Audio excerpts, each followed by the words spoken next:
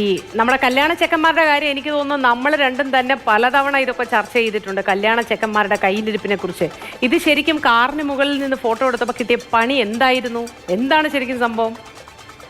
Moti, good morning. ഇത് സംഭവം UP-യിലാണ്. നമ്മൾ ഈ സാധാരണ കല്യാണങ്ങൾക്കൊക്കെ ഈ ഫോട്ടോഷൂട്ട് എന്നുള്ളത് ഇപ്പോൾ ഒരു മസ്റ്റായ സെഗ്മെൻ്റ് ആണല്ലോ, അല്ലെങ്കിൽ അത് ഒഴിച്ചുകൂടാൻ പറ്റാത്ത രീതിയിലുള്ള സെഗ്മെൻ്റ് ആണ്. നമ്മുടെ നാട്ടിലും ഈ പറഞ്ഞതുപോലെ രസകരമായ ഫോട്ടോഷൂട്ടുകളൊക്കെ നമ്മൾ കണ്ടിട്ടുണ്ട്. ഈ pre wedding shoot, post wedding shoot എന്നൊക്കെ പറഞ്ഞ് ഇത് പല പല കാറ്റഗറിയിലായിട്ടാണല്ലോ ഇത് ഇപ്പോൾ ഈ ഫോട്ടോ ഷൂട്ട് നടത്തുന്നത്.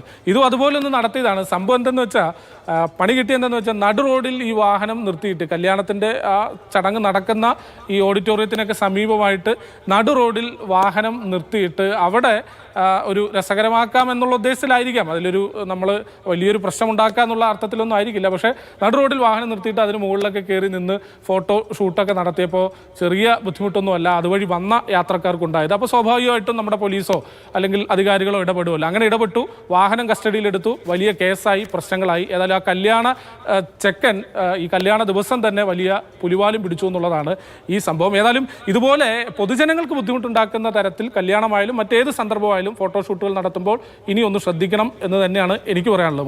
തീർച്ചയായിട്ടും. പക്ഷേ ഞാനും അത് തന്നെയാണ് പറയുന്നത്. ഇമാതിരി ഒരു ശ്രദ്ധയൊക്കെ ഇക്കാര്യത്തിൽ ഉണ്ടാവുന്നത് നല്ലതാണ്.